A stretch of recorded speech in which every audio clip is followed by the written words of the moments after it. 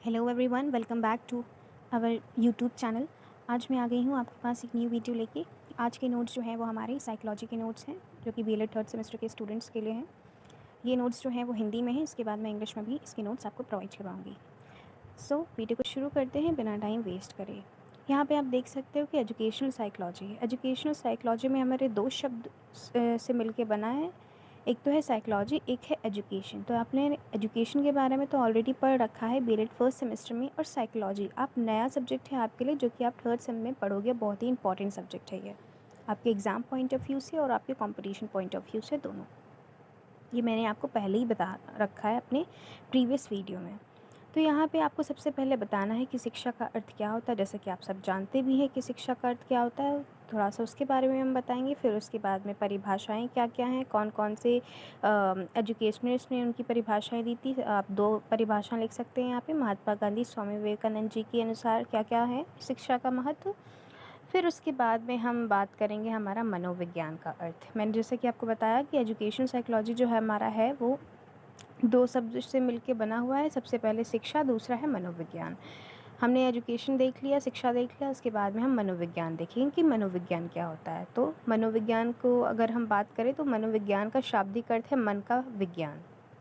इसको हम लोग अंग्रेज़ी में साइकोलॉजी कहते हैं। और इसके अगर हम टुकड़ों को विभाजित करें, तोड़ें इनको, तो साइकी प्लस लोगोस। साइकी का अर्थ होता है सोल, आत्मा, तथा लोगोस का अर्थ होता है स्टडी, अध्ययन। तो हमारा जो साइकोलॉजी है वो दो शब्दों से मिलके बना हुआ है, साइकी प्लस लोगोस, जिसका अर्थ है सोल की स्टडी, आत्मा का अध्ययन। तो उसकी हम डेफिनेशन देखेंगे कि मनोविज्ञान की क्या डेफिनेशन होती है अकॉर्डिंग टू प्लाटो। परिभाषाओं के बारे में अगर बात करें तो हमारी जो साइकोलॉजी है बहुत ही स्टार्टिंग से कंफ्यूजिंग होती हुई आई है, क्योंकि बहुत सारे साइकोलॉजिस्ट थे, उन्होंने अपनी अपनी डेफिनेशन दी, अपनी अपनी परिभाषाएं दी, उनका अलग अलग मतलब था साइकोलॉजी का। तो सबसे पहले मनोविज्ञान ने जो राइटर्स थे, जो साइकोलॉजिस्ट थे, जो एजुकेशनिस्ट थे, उनका मानना था कि जो साइकोलॉजी है वो आत्मा का विज्ञान है हमारा। उसको साइकोलॉजी को हम लोग कह सकते हैं कि द स्टडी ऑफ सोल। वो हमारी आत्मा को अध्ययन करता है और उसका चेतन करता है। तो फिर उसके बाद में धीरे धीरे बहुत सारे कॉन्ट्राडिक्ट हुए, बहुत से लोगों ने इसको डिनाई कर दिया कि नहीं, साइकोलॉजी हमारी आत्मा का अध्ययन नहीं है। फिर उसके बाद में बहुत सालों बाद न्यू साइकोलॉजिस्ट आए, उनका मानना था कि मनोविज्ञान जो है वो चेतना का विज्ञान है, वो माइंड से रिलेटेड है हमारा। तो ये भी बहुत सालों तक का जो है वो कन्फ्यूजन में रहा कि ये है सच में क्या चेतना का विज्ञान है या ऐसा ही। सो ये भी जो थ्योरी थी, जो डेफिनेशन थी, उसको डिनाई कर दिया गया। फिर उसके बाद में बहुत 1990s या 20s में इसको डिस्कवर किया गया कि साइकोलॉजी क्या है, व्यवहार का विज्ञान है, बिहेवियर का हमारा अध्ययन है। तो वुडवर्ड के अनुसार सर्वप्रथम मनोविज्ञान ने अपने आत्मा का त्याग किया, फिर अपने मन का त्याग किया। जैसा कि मैंने बताया कि पहले साइकोलॉजिस्ट का मानना था कि आत्मा का अध्ययन है, और फिर कुछ सालों बाद इन्होंने बताया कि मन का अध्ययन है। तो यही ये बता रहे हैं कि सबसे पहले साइकोलॉजी ने, मनोविज्ञान ने अपनी आत्मा को त्याग किया, फिर अपनी मन का त्याग किया, और फिर अपनी चेतना का त्याग किया, और वर्तमान में मनोविज्ञान व्यवहार के मनोविज्ञान के रूप में स्वीकार किया गया। तो साइकोलॉजी हमारी ईजीएस्ट वे में नहीं बता दी गई कि ये बिहेवियर का अध्ययन है या व्यवहार का अध्ययन है। ये बहुत सालों से कंफ्यूजिंग रहा है कि किसका अध्ययन है एक्चुअली, क्योंकि ये पूरा हमारा बॉडी से रिलेटेड है, माइंड से रिलेटेड है। तो कई सारे साइकोलॉजिस्ट थे वो बहुत ज़्यादा कंफ्यूजिंग थे और प्रेडिक्ट नहीं कर पा रहे थे एक्चुअल में स्टडी किस चीज़ की है, किस चीज़ का हमारा अध्ययन है। सो ये वुडवर्ड की जो डेफिनेशन है वो बहुत ही इंपॉर्टेंट है, इसको आप ज़रूर से याद करिएगा, क्योंकि एक एज अ टॉन्ट वे में भी यूज़ किया जाता है। उसके बाद में हम जानते हैं कि जब हमने साइकोलॉजी, मनोविज्ञान और शिक्षा का बारे में देख लिया, उनकी डेफिनेशंस, उनके थोड़ा थोड़ा मीनिंग बता दिया। आफ्टर डैट हम आते हैं कि हमारा एजुकेशनल साइकोलॉजी क्या है, जो दो शब्दों से मिलके बना है। एक्चुअल में हम उसके बारे में अब देखेंगे। सो यहाँ पे क्या है, शिक्षा मनोविज्ञान, शिक्षा व्यवहार का परिवर्तन है और मनोविज्ञान व्यवहार का अध्ययन है। Psychology is the study of behaviour, जैसा कि आप सब लोग ने कहीं ना कहीं पढ़ा भी होगा। तो यहाँ पे हमने इसकी डेफिनेशन दी गई है एजुकेशन साइकोलॉजी की कि पील के अनुसार क्या होती है, स्किनर के अनुसार क्या होती है। स्किनर के अनुसार अगर हम देखें, शिक्षा मनोविज्ञान वह शाखा है जो शिक्षा एवं अधिगम से संबंधित है, जो कि हमारी एजुकेशन आइस और बिहेवियर से रिलेट करती है, संबंधित है। फिर उसके बाद में हम जेम्स ड्रिवर के अकॉर्डिंग देख लेंगे हमारी क्या डेफिनेशन है। शिक्षा मनोविज्ञान प्रयुक्त मनोविज्ञान की एक शाखा है जो शिक्षा के मनोवैज्ञानिक नियमों व परिणामों के उपयोग के साथ साथ शिक्षा की समस्याओं के मनोवैज्ञानिक अध्ययन से संबंधित है। जैसा कि आप देखते हो कि जो भी साइकोलॉजी के थ्योरीज़ हैं, फैक्टर्स हैं, वो हमारे एजुकेशन फील्ड में काम आती है। और इन्हीं सारे फैक्टर्स जो है हमारे जो काम आते हैं एजुकेशन में, यही सारे जो मिलके हमारा एक एजुकेशनल साइकोलॉजी हमें बनाती है, हमारा शिक्षा मनोविज्ञान बनाता है। उसके बाद में हम शैक्षिक मनोविज्ञान की प्रकृति देख लेंगे, एजुकेशन साइकोलॉजी की नेचर क्या क्या है। सो यहाँ पे मैंने पॉइंट्स में आपको बता दिया है, बहुत ही इजी वे में मैंने आपको यहाँ पे सारे ही पॉइंट्स क्लियर करे हैं। आपको एक भी पॉइंट ना समझ में आता तो आप मुझे कमेंट सेक्शन में कमेंट करके बता सकते हैं, ऑलरेडी मैंने ये बता रखा है आपको। तो ये सारे ही पॉइंट्स आप पढ़ लीजिएगा और एज़ इट इज़ आप अपनी नोटबुक में ऐसे ही नोट करिएगा और एग्ज़ाम में ऐसे ही लिख के आइएगा। जैसे कि आप देख सकते हो यहाँ पे मैंने नेचर में आपको 8 पॉइंट्स दिए रखे हैं।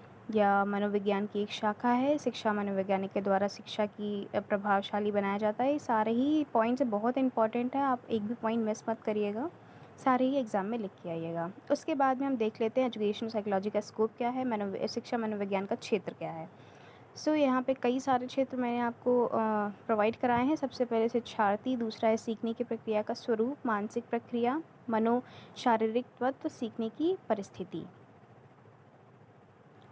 ये सारे ही पॉइंट जो हैं सीखने की प्रक्रिया के अंदर आते हैं। मानसिक प्रक्रिया, शारीरिक तत्व, सीखने की परिस्थिति, सब पॉइंट्स हैं ये। उसके बाद में हम तीसरा पॉइंट देख लेते हैं, निर्देशन, मानसिक स्वास्थ्य, मापन एवं मूल्यांकन, एवोल्यूशन जिसे हम कह सकते हैं, इवैल्यूएशन। तो ये सारे ही पॉइंट्स जो हैं वो बहुत ही मैंने इजी वे में आपको प्रोवाइड कराए हैं। सारे ही पॉइंट्स अपने नोटबुक पे नोट करिएगा।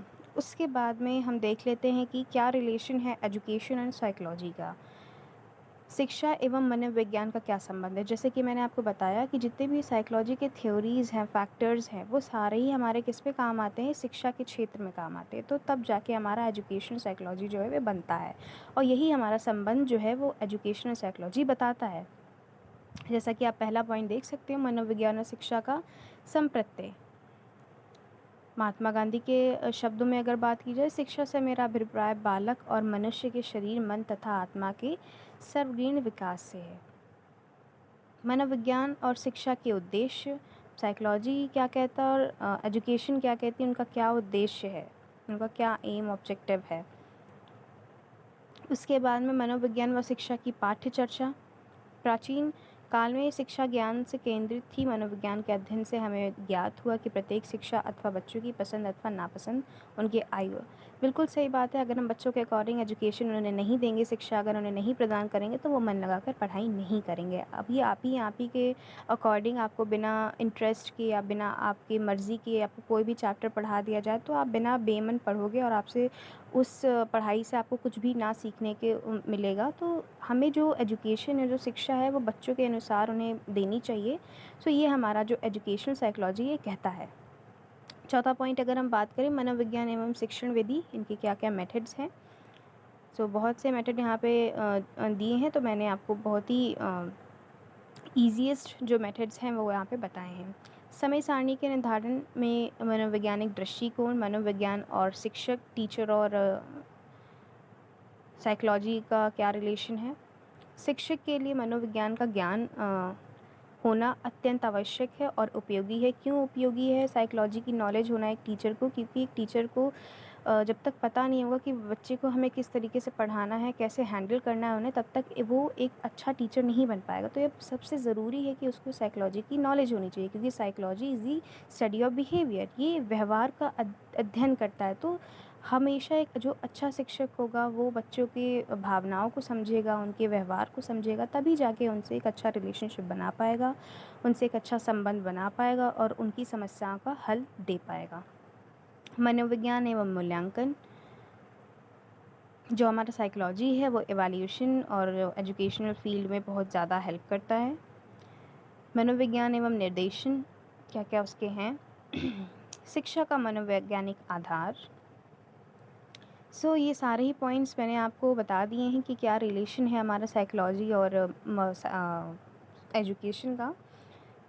ये सारे पॉइंट्स आप नोट डाउन कर लीजिएगा अपना नोटबुक में। और आपको कोई भी प्रॉब्लम है अगर इस वीडियो से रिलेटेड, तो आप मुझे कमेंट सेक्शन में कमेंट करके बता सकते हो। मैं साइकोलॉजी के सारे ही नोट्स अपने चैनल पर अपलोड करूँगी। इसके लिए आपको मेरे चैनल को सब्सक्राइब करके रखना होगा और मेरे चैनल को ज़्यादा से ज़्यादा शेयर करना होगा। वीडियो अच्छी लगे तो लाइक कमेंट शेयर ज़रूर करिएगा। Thanks for the watching this video.